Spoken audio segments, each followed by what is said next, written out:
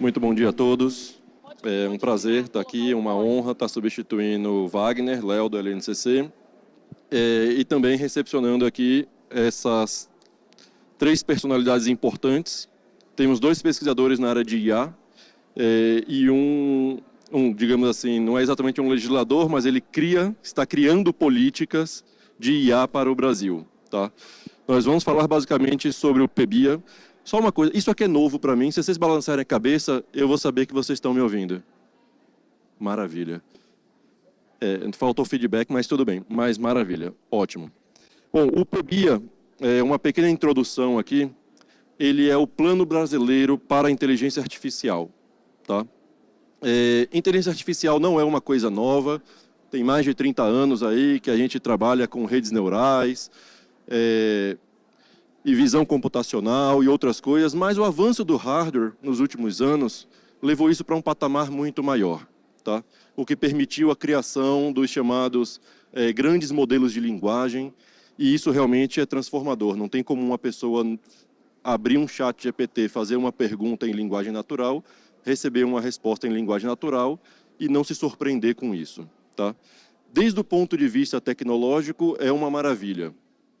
Como isso vai ser implementado e absorvido pela sociedade é realmente um ponto de interrogação que só o tempo dirá, mas, assim como a internet lá em 90 não conseguia prever, ninguém era capaz de prever que hoje o comércio eletrônico praticamente domina o comércio no mundo, no Brasil, com certeza ninguém abre um restaurante sem um perfil numa rede social, daqui a 10, 20 anos a gente não sabe quão importante vai ser essa questão da IA no nosso dia a dia. Então, a gente, claro, não pode deixar esse barco passar, sem esse trem sair da estação e a gente não estar junto. Tá?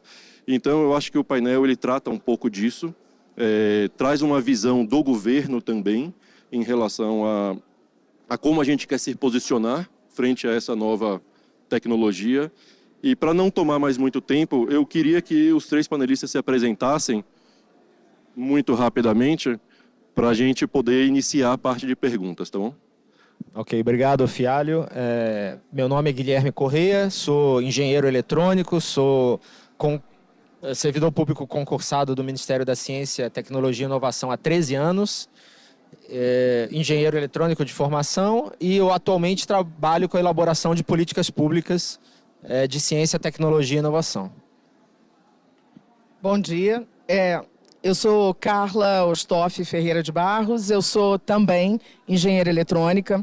Eu sou formada em engenharia eletrônica, assim como o Guilherme, nos anos que existia a reserva de mercado, participei da construção dos primeiros clusters de supercomputadores brasileiros que foram construídos na década de 80. Infelizmente, a empresa brasileira não decolou, como todos nós sabemos. A partir dessa época, eu fiz mestrado e doutorado. Está todo mundo escutando? Mestrado e doutorado na parte de software, de computação de alto desempenho, que é como fazer um software rodar rápido num determinado hardware. Trabalho nisso há 30 anos e nos últimos 10 anos, com a vinda do supercomputador a Petrópolis, eu tenho trabalhado no desenvolvimento de pesquisas para fazer o supercomputador rodar de forma rápida e eficiente com as aplicações que estão rodando no supercomputador. É um prazer estar aqui. Bom dia. Bom dia, eu sou o Fábio Porto. Primeiro, gostaria de agradecer o convite do Serratec, né, para participar desse painel. Nós também tivemos o privilégio de receber um stand. Eu coordeno o Instituto de IA, então temos um stand ali sobre o Instituto. Eu convido vocês a passarem por lá para saberem mais detalhes. Sobre mim, eu sou formado na época em que computação se fazia duas formas. Você começava na matemática, fazia 2 anos de matemática pura, foi o que eu fiz. Depois você fazia 2 anos do que chamava na época informática, né? No final você saía com o título de graduado em bacharel em matemática e informática. Depois disso, eu fui fazer mestrado e doutorado em computação na PUC do Rio. PUC essa que foi a primeira curso de pós-graduação de informática no Brasil, né? Depois fiz pós-doc, uma série de coisas. Eu sou pesquisador do LNCC, desde 2009, onde eu fundei o laboratório Data Extreme Lab, que é um laboratório que visa pesquisar, basicamente, o tratamento de grandes volumes de dados, né? Foi um tanto natural, a partir dessa experiência, usar esses dados na construção de modelos. Eu vou falar um pouco disso mais adiante. Eu acho que para a introdução tá bom, né, Léo? Tá ótimo, tá perfeito. Bom, vamos começar aqui fazendo algumas perguntas. E eu vou começar pelo Guilherme Corrêa, porque não é todo dia que você tem alguém do Ministério aqui para poder te trazer algumas respostas, tá? Então a gente também tem que apertar e ver o que a gente consegue tirar dele, tá? Guilherme, o PEBIA, o Plano Nacional, ele foi lançado já tem alguns meses, e a gente vê foi criado um plano estratégico, foi apresentado para a sociedade, foi muito bem recebido por diversas áreas, tanto a área acadêmica como a área também empresarial. Mas em termos práticos, em termos de metas, digamos assim, de que a gente já alcançou e que ainda coisas que nós vamos alcançar no futuro e quando isso viria, digamos assim. Ok, vamos lá, Fialho. Então, só para a gente contextualizar, o Fialho comentou que foi lançado há alguns meses, na verdade foi lançado em julho de 2024, final de julho. Então tem um ano e quase um ano e meio, né? 1 ano e 4, 5 meses que o PEBIA foi lançado. Lembrando que o PEBIA é um plano de 4 anos, tá? Ele foi pensado para ser executado ao longo de 4 anos, né? 2025, 26, 27 e 28. Então ele é até 2028. Então, considerando que é um plano de 4 anos e que a gente está com um pouco menos de 1 ano e meio, vamos dizer que a gente está com aproximadamente 1/3 do tempo já passado. Nesse 1/3 do tempo, o que aconteceu?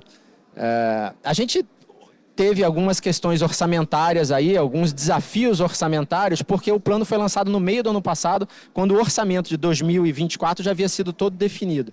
Então, na verdade, para o plano engrenar realmente, precisa recursos, precisa investimento.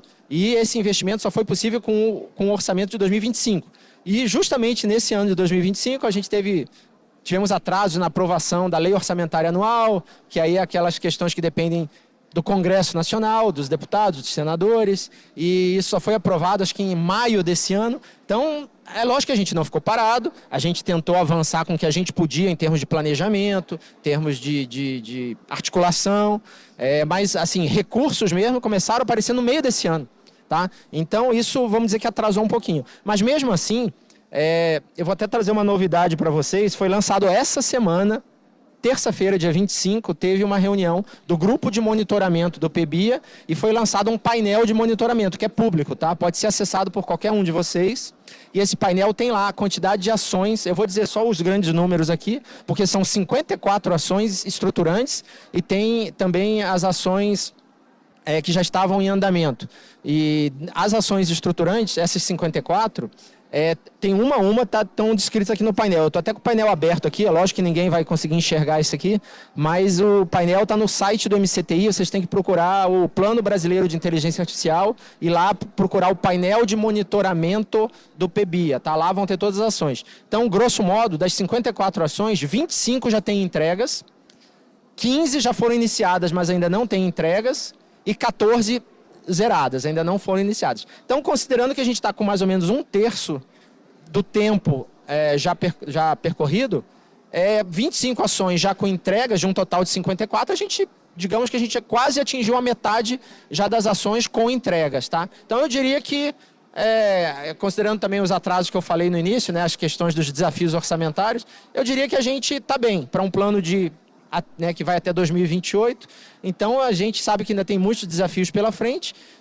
Questões orçamentárias são sempre complicadas para o governo federal, mas a gente tem trabalhado diuturnamente para tentar vencer esses desafios e colocar as grandes ações do PEBIA em execução, tá bom? Então, mais detalhes vou estar à disposição depois aqui para conversar, mas já quem que tiver realmente curiosidade, tenta procurar o painel de monitoramento lá no site do MCTI. Ok? Obrigado. Obrigado, Guilherme. Na verdade, isso é muito importante, tá? Porque o PEBIA são 5 eixos, se eu não estou equivocado. É isso. E esses eixos, eles são, digamos assim, não é só comprar coisa, não é coisa que só depende de orçamento. Tem muita coisa que é planejamento, tem muita coisa que é formação de pessoas, organização de grupos de pesquisa em várias universidades, várias coisas. Então, digamos assim, é sempre importante você pensar e planejar muito bem antes de sair gastando qualquer coisa por aí. Assim, bem rapidamente, eixo 1, infraestrutura. Aquisição de supercomputador, e aí o LNCC é um parceiro de primeira ordem aqui para o Ministério, e a aquisição de várias outras infraestruturas. Então, eixo 1 só pensa em infraestrutura para podermos treinar as IAs. Eixo 2, capacitação, porque não adianta ter infraestrutura se não tiver pessoas para operar essas infraestruturas. Eixo 3, aí já são as aplicações de IA para o serviço público. Eixo 4, aplicações de IA para o serviço para iniciativa privada. E eixo 5, as questões éticas e regulatórias. Basicamente, em 30 segundos, esse é o PBIA. Perfeito. Entrando aqui na segunda pergunta que eu queria fazer aos três, a gente vê vários países se posicionando de uma certa forma em relação à inteligência artificial. A União Europeia recentemente lançou, recentemente não, já vem lançando fábricas de IA, mais de uma dezena de fábricas de IA em todo o território europeu. O objetivo deles é atender não só a academia, mas também a área que talvez seja o interesse principal aqui, digamos assim, o ecossistema, né, de startups e outras empresas que podem se beneficiar de IA. Então, ele presta um serviço, na visão europeia, existe uma prestação de serviço para a indústria, comércio, tudo que diz respeito à área privada. Então, a minha pergunta é a seguinte: qual é a verdadeira importância da IA de uma forma geral, não estou falando do PBIA, da IA na academia, na área, digamos assim, privada, como é que o PBIA, como é que a IA poderia ajudar a área privada, e aí como também o Brasil ele se posiciona, né, economicamente, geopoliticamente, em relação aos seus países mais próximos, seus vizinhos mais próximos da América Latina, ou os países de língua portuguesa, talvez, ou talvez no cenário global. Como vocês veem isso, cada um de vocês, por favor? Eu vou começar. Nós estamos diante de uma revolução tecnológica, todos nós estamos vendo isso. E existe uma consciência mundial de que é fundamental não ficar para trás.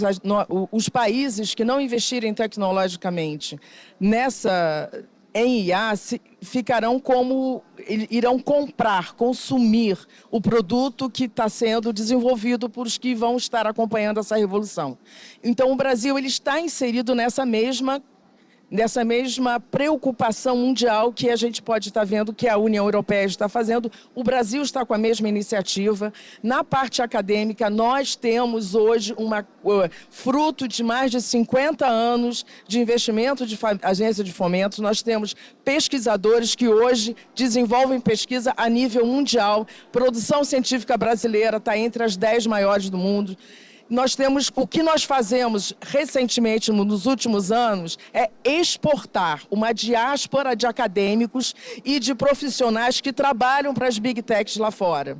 Então, o que seria importante? A gente aproveitar essa massa que já existe, essa competência que já existe aqui dentro, para ser voltada para produzir uma tecnologia para o Brasil. Aí vem uma outra discussão, uma tecnologia que não só vai permitir que a gente pare de consumir o que está sendo desenvolvido pelos outros países, como também diminuir a nossa fragilidade diante de, por exemplo, aumentar muito o preço de softwares que a gente consome, máquinas que a gente consome, e a gente ficar cada vez mais pobre. Eu acho que esse é um resumo dessa... Eu vou passar para o Fábio continuar. É não ser refém das Big Techs, não é isso? Não ser... O que somos hoje, né? E o mundo inteiro.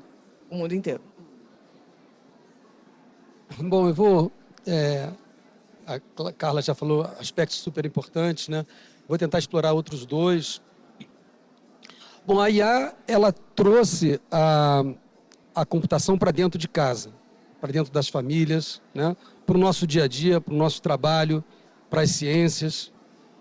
Então, ao fazer isso, a IA influencia a maneira com que a gente toma decisões, a maneira que as pessoas votam, a maneira com que os governos tomam decisões, a maneira com que você compra um bem, né? A maneira que as pessoas tratam umas às outras, né? Então, a IA ela tem um efeito na sociedade que poucas outras tecnologias tiveram, né? E aí passa a ser importante você entender quais são esses efeitos, que ações eles podem produzir e de que maneira nós temos que nos resguardar, né? Se você falar de crianças que acessam conteúdos indesejáveis ou levam a sugestões, eventualmente até de se automutilarem, né? Então a IA ela pode produzir uma gama de efeitos maravilhosos, mas também, da mesma forma, assim como a E igual a MC2 produziu a bomba atômica, a IA agora age individualmente sobre cada um de nós. Então, existe um aspecto importante nesse sentido.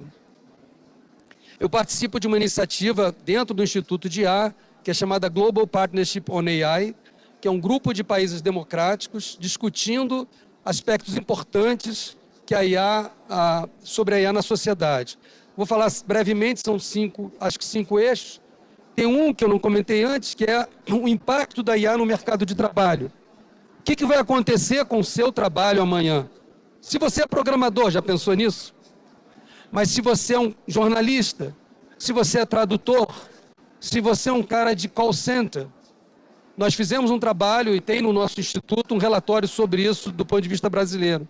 Então, isso é um impacto na sociedade do ponto de vista do mercado de trabalho. Tem a parte responsável, que é o que tinha dito anteriormente, que tem a ver com aspectos éticos e morais minoritários, né? Como é que a IA está levando esses aspectos? Então, trata desse assunto também.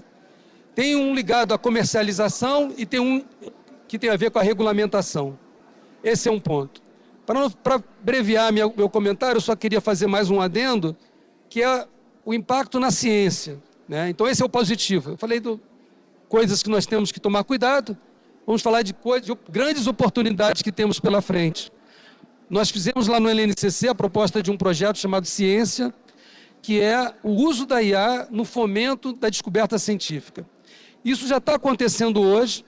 Meu colega Laurent Dardenne tem um projeto belíssimo no uso da IA no apoio da descoberta de drogas, medicamentos para Zika, para dengue, para uma série de outras doenças tropicais. Eu uso IA para tentar tratar de um problema importantíssimo para Petrópolis, que é a previsão de eventos extremos, que são as chuvas que ocorrem nos verões, né, e que a gente já está vendo as consequências e que vão ser mais frequentes. Em suma, a ciência pode se beneficiar muito e levar à melhoria da qualidade de vida da população e resguardar de efeitos catastróficos, por exemplo, fruto das mudanças climáticas. Acho que vou parar por aqui, né, Leonardo, para a gente poder continuar. Sim, sim. Eu vou fazer um comentário do ponto de vista de governo, né, porque as razões estão mais do que justificadas aqui pela Carla, pelo Fábio. Então, a gente não precisa dizer para ninguém a importância da IA para a indústria, para a ciência, enfim, para todos os aspectos macroeconômicos de um país. E aí a gente está vendo que existe uma corrida de todos os países do mundo, e a gente costuma dizer que IA virou uma pauta que está na mesa dos presidentes da República de praticamente todos os países do mundo, tá? Então, IA virou questão de Estado. Não é à toa que os Estados Unidos está gastando bilhões e bilhões de dólares para construir essas mega fábricas de IA, porque a gente falou aqui de IA no alto nível, né? IA a nível de usuário, nós como usuários da IA. Mas para a gente estar usando IA, essa IA ela foi treinada, ela foi pensada, ela foi desenvolvida, e para isso a gente precisa dos tais dos supercomputadores que usam chips. E aí, se a gente descer no nível de semicondutor, quem é que fabrica semicondutor hoje? Praticamente 70% dos semicondutores do mundo. É uma ilhazinha lá perto da China, né, chamada Taiwan, que tem uma fábrica chamada TSMC, e a China ameaça invadir Taiwan, e os Estados Unidos defende Taiwan, e vira uma briga geopolítica. Então a IA está no meio dessa questão geopolítica. E todos os países estão se posicionando, e o Brasil precisa se posicionar. Por isso que o Brasil precisa ter uma máquina robusta, que possa treinar grandes IAs, que saibam e que entendam às questões que o Fábio falou da cultura, de ética do Brasil, né? Porque tem um... Eu nem sei se ainda está assim, porque faz tempo que eu não faço essa pergunta, mas tem um casozinho que todo mundo fala, que se você perguntar para o ChatGPT quem inventou o avião, ele vai dizer que foram os irmãos Wright, que são 2 americanos, né? Que existe uma polêmica entre se quem inventou o avião foi Santos Dumont ou foram os irmãos Wright. Então, se você pergunta para o ChatGPT, ele vai dizer que foram os irmãos Wright. Mas que existe uma polêmica e tal. Se você perguntar para uma IA treinada no Brasil, com questões e dados brasileiros, ela vai dizer que foi Alberto Santos Dumont. Tá? Então, assim, questões típicas da cultura brasileira precisam ser treinadas no âmbito e os dados, né, estarem restritos no âmbito aqui do nosso país. Então, isso é só para dar um exemplo, mas tem dezenas e dezenas de exemplos que eu poderia dar aqui, mas vamos deixar para as próximas rodadas. Vocês já estão adiantando algumas perguntas aqui, porque claramente um tema puxa o outro, mas é perfeito, é exatamente isso. Essa questão da tecnologia, como o Fábio colocou e como todos colocaram, na verdade, ela pode ser usada tanto para o bem quanto para o mal. Tá? Ou seja, a mesma tecnologia que cura, ela mata. Entende? Então, tem um raio-x faz uma coisa, mas pode fazer a outra também. Como você usa a tecnologia que é importante. E no aspecto de soberania, você tem que tomar cuidado, digamos assim, para não ser vítima de uma tecnologia, e você, ao mesmo tempo, tem que se preparar para poder utilizar aquela tecnologia da forma que você considera correta. Tá? Então, nesse aspecto, eu acho que você trouxe da soberania, faz total sentido na IA. Até porque, como eu falei na minha introdução, a gente não sabe o que vai ser a IA e, como o Fábio colocou, como ela vai modificar a nossa sociedade, ou a relação entre as pessoas, ou o que vai ser, digamos assim, feito por pessoas ou por IA daqui a 20 anos. Então, se a gente perde esse momento, a gente lá na frente fica imobilizado, a gente não consegue reagir mais. Eu vou juntar então aqui 2 perguntas que talvez a Carla já trouxe muito bem na resposta dela, que é o seguinte: muito se fala dessa questão do treinamento, da LLM, digamos assim, dentro da sua cultura, dentro do seu idioma, dentro do seu âmbito ali, regional. Faz sentido, de fato, investir tanta coisa para treinar um LLM nacional, brasileiro, português? Ou talvez a gente possa usar alguma coisa que já está pronta e fazer um pouco menos, gastar um pouco menos, não sei se isso é possível ou não. E dentro desse conjunto, né, que o Guilherme falou que vem do hardware, do silício, Carla falou também ali da parte de infraestrutura, e que o Fábio, que trabalha mais na parte de aplicação, imagino eu que o Instituto está ligado mais à parte de aplicação, o que a gente consegue fazer, o que a gente deveria fazer e o que não faz sentido fazer, começando pela Carla, novamente. Eu sei, desculpa, mas... Eu estava esperando que você fosse perguntar para ele, porque a questão é que o LLM nacional, ele é o expert, né? O que... Eu posso responder de outra forma. Não, se vocês quiserem, vocês podem trocar também. Em relação ao LLM, depois eu falo. Tá bom, Carla, obrigado. Então, assim, falando sobre a importância, né, da gente definir... É que está com um zumbido aqui no meu ouvido, está difícil. Mas a importância da gente desenvolver a IA no Brasil, né? Vou fazer assim, porque acho que... Vou levantar isso aqui melhor? Acho que eu não preciso me ouvir, né? Então, ela assim, agora está melhor. Estão me ouvindo bem, né? De que forma? Tá. Então, nós no LNCC, eu vou fazer uma digressão da pergunta inicialmente, depois eu convirjo. Vocês vão ver que o LNCC está numa situação muito particular para esse momento da IA, em particular do PIBIA, né? O LNCC, talvez... do ponto de vista estrutural, ele tem 4 pilares principais, do ponto de vista temático: a matemática, a computação, a modelagem e HPC. Né? Então,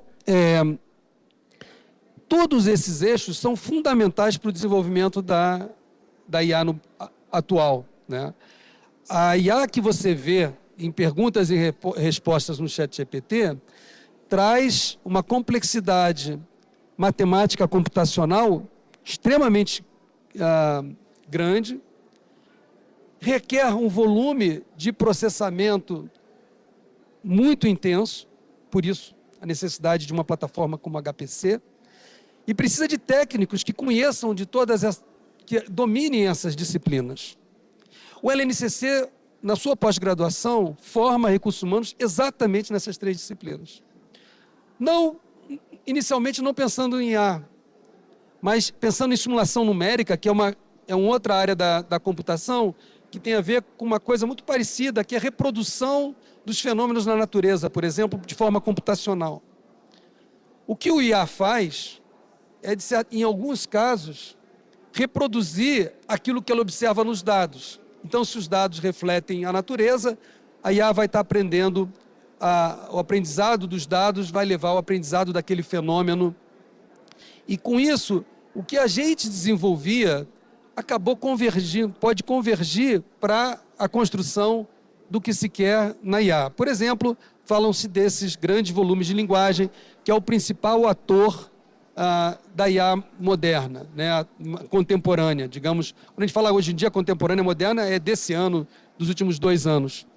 Então, voltando à pergunta, por que é importante a gente desenvolver? Primeiro porque nos próximos 10 anos, o diferencial de negócios que vai acontecer aqui na feira de negócios vai estar no envolvimento de IA dentro do processo de tomada de decisão de negócio, seja em qualquer área. Na área de esporte, do futebol, pode ser na área de vendas, na área de energia, na área de meteorologia e por aí vai. Então, é importante que a gente domine esse processo que vai estar no cerne dos nossos negócios. Se nós não dominarmos esses processos, nós vamos adquirir essas ferramentas, que é o caso que acontece hoje, pagando pelo ChatGPT, pelo Gemini e outros tantos. Então, a dita soberania, né, o Fialho chegou a comentar sobre soberania. A soberania ela tem várias facetas. Tem a soberania do fato da gente treinar a IA com o nosso conteúdo de dados. Mas tem a soberania da gente dominar tecnologicamente, cientificamente, os meios pelos quais essa tecnologia é construída, funciona e é implementada. De tal forma que a gente não precise colocar... Vocês já pensaram que se você fez uma grande descoberta e para fazer essa descoberta você usa o ChatGPT, os seus prompts são guardados pela OpenAI e que o resultado das suas buscas também o são? Significa dizer que você está entregando a sua inteligência para esses que dizem fornecer de forma gratuita esses serviços, até certo ponto. Então, fazer esse serviço, dominar esse serviço nacionalmente, significa soberania sobre vários aspectos. Os aspectos culturais, o aspecto de formação de recursos humanos, o aspecto de independência científica, intelectual por não dizer, da privacidade de dados individuais. Então, eu termino por aqui, acho que salientando da importância e talvez sobressaltando a palavra soberania, que talvez resuma o porquê a gente deva ter LLMs brasileiros. Eu vou completar a questão da soberania, porque não adianta nada você ter um LLM nacional se os Estados Unidos falam a gente não vende mais máquina para vocês. Tá? Como já está acontecendo. O número de GPUs que podem ser vendidas para a América Latina já é limitado.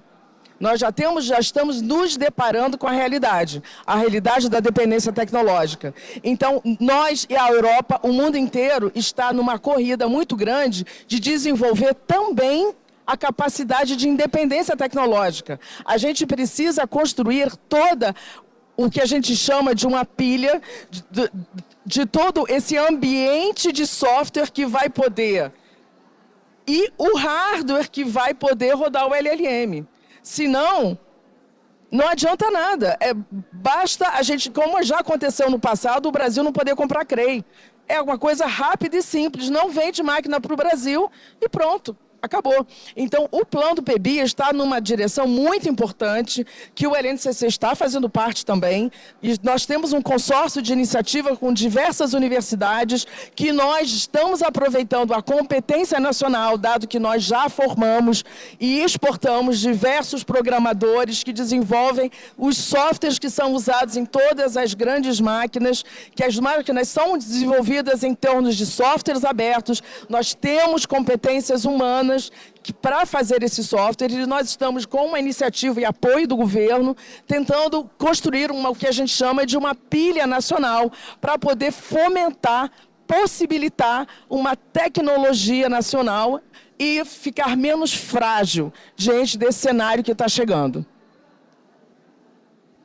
Vou ser breve também, Fábio Porto e Carla já responderam muito bem, mas vou usar mais um clichê que todo mundo acho que já conhece, que dados é o novo petróleo. Então, todo mundo quer reter seus dados. É o exemplo que o Fábio acabou de dar, que quando a gente faz um prompt no chat GPT, os nossos dados estão indo para fora, estão indo para OpenAI.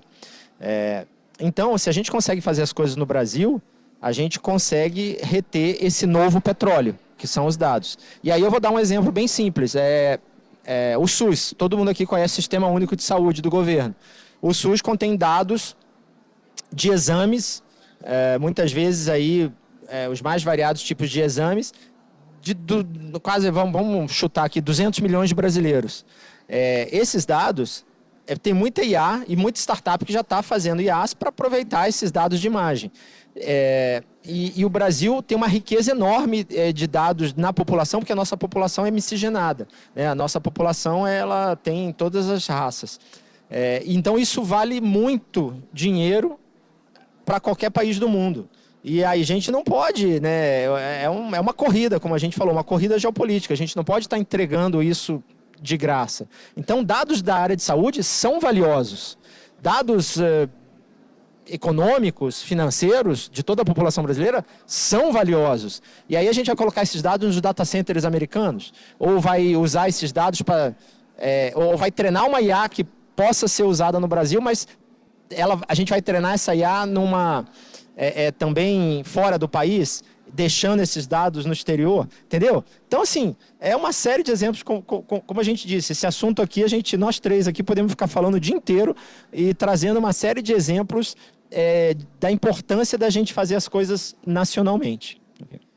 Eu ouvindo vocês três aqui, chegou na minha cabeça uma palavra como se fosse uma guerra fria, digamos assim. Mas acho que o Guilherme escolheu uma palavra melhor que a minha, porque guerra é muito ruim. Ele colocou corrida. Eu acho que corrida é melhor do que guerra. As corridas que vocês colocaram são muito importantes. Então, ou seja, se uma Big Pharma europeia ou uma Big Pharma americana descobre um remédio, digamos assim, com dados da população brasileira, a gente vai estar na situação de comprar remédio. Enquanto que se fosse a Fiocruz que estivesse fazendo essa pesquisa e chegasse no mesmo resultado antes, ou digamos assim, o dado tivesse restrito a instituições brasileiras, talvez a gente tivesse que pagar pelo remédio. A Fiocruz fabricaria o remédio, o Butantan fabricaria o remédio, quem mais, qualquer farma brasileira fabricaria o remédio. Esses aspectos são muito importantes. É de fato uma corrida. Não chega a ser uma guerra, porque as armas ainda estão paradas. Mas você já vê países sacando armas, como o Carla falou, do tipo, se você for muito rápido, eu limito o número de GPUs que você compra. E quando isso acontece, você está bloqueando não este desenvolvimento tecnológico específico da IA, mas toda a indústria do Brasil. A gente usou aqui o exemplo da farmácia, da medicamentos, de drogas, mas na verdade se aplica a tudo. Petróleo, tudo. Então, existe de fato uma questão geopolítica extremamente importante que determina até que ponto um país pode chegar. E, claro, não dá para em 3, 4 anos, num plano, você falar, não, daqui a 4 anos eu vou estar fazendo GPU e vendendo para o mundo inteiro, eu vou tirar a NVIDIA de 4,5 trilhões de dólares e vamos ter a NVIDIA... Não vai. Então, não dá também para ficar pensando que eu vou fazer o mundo todo, porque a gente tem que entender que as coisas levam um tempo, a indústria precisa se desenvolver para tudo isso, mas a gente não pode ficar simplesmente parado esperando cair da Europa ou dos Estados Unidos soluções. Isso tem que ser nacional, isso tem que trazer para o Brasil, e isso faz total sentido. Bom, eu acho que a gente já está se aproximando, Thaís, do final, então eu queria que cada um de vocês fizesse as suas últimas palavras e apresentassem a visão de vocês disso tudo, por favor. Mas tem uma boa notícia também. Essa revolução que está tendo na área de IA também está acontecendo na área de hardware. Existem iniciativas abertas na parte da fabricação de processadores. A Europa está investindo muito pesado na construção desse padrão aberto de processadores chamado RISC-V. E o Brasil está junto, o Ministério está apoiando. O Ministério está dentro da corrida de produção desde o processador. O Ministério também está antenado com a questão da indústria nacional hoje, que hoje já está em colaboração com outras indústrias internacionais, de poder prover máquinas brasileiras baseadas em softwares abertos que existem. Então, é uma realidade, a possibilidade do Brasil não conseguir, pelo menos, não depender de uma forma extrema do que está hoje dominando o mercado. A gente tem hoje, inclusive nós temos a China, temos a Ásia, que está possibilitando colaborações abertas. A Índia está conversando com a gente para colaborações. Então, nós temos uma perspectiva muito positiva do nosso futuro. E eu acho que é possível, sim, a gente reduzir em muito a nossa vulnerabilidade e a nossa dependência tecnológica. Acho que... Então, eu só queria também fechar.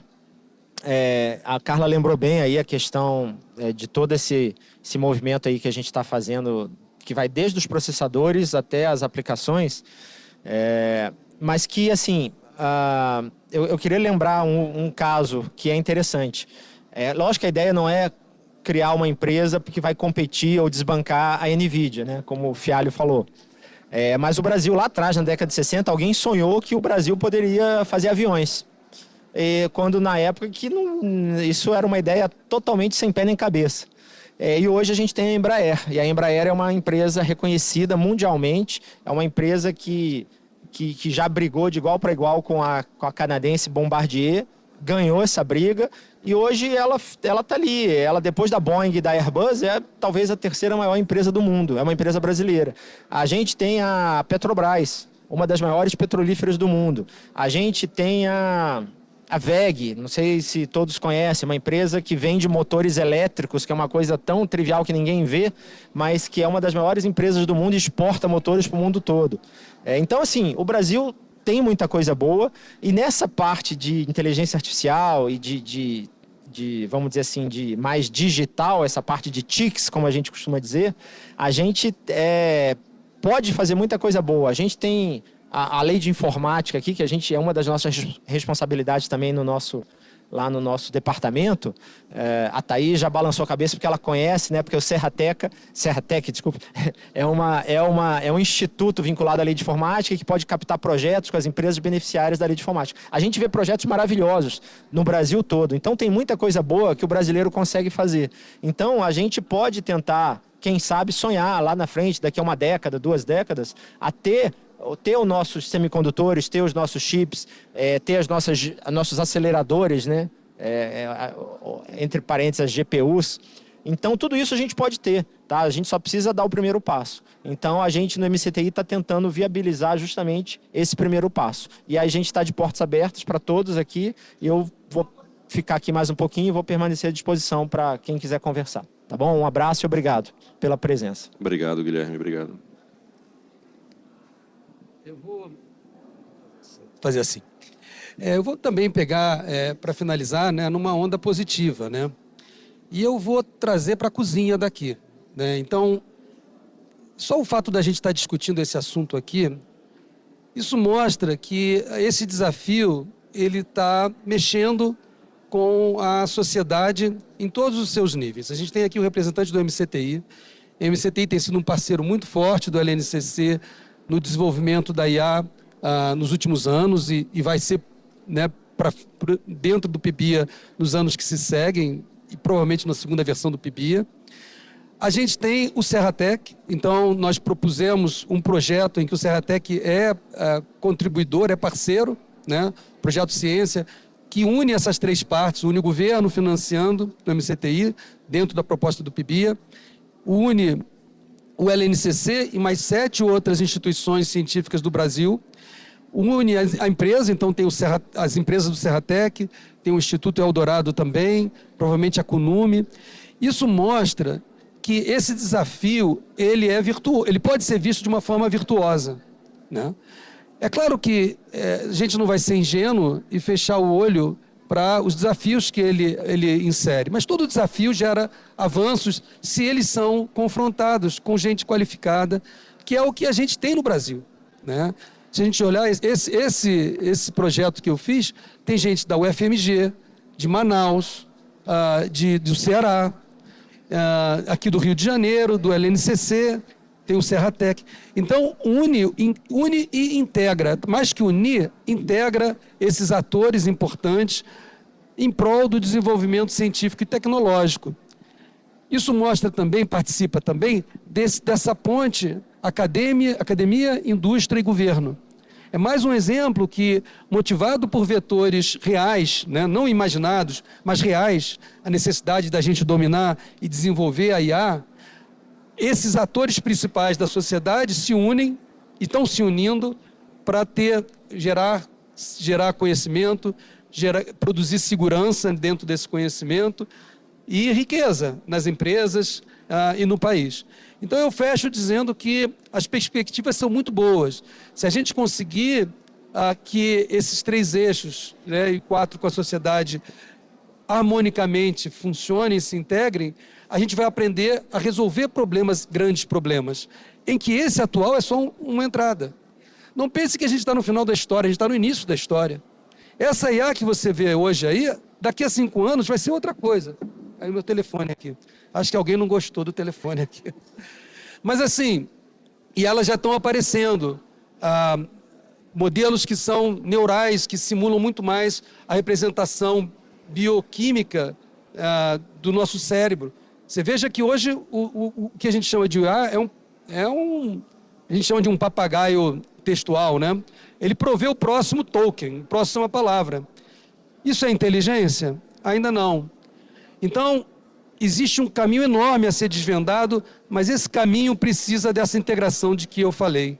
E eu acho que aqui a gente está no ponto de partida dessa integração e, eventualmente, do sucesso desse, palavrinha em inglês, se chama endeavor, não sei como é que fala em português, mas dessa jornada. Tá bom, termino aqui, obrigado. Bom, muito obrigado a presença aos 3, muito obrigado, Serratec.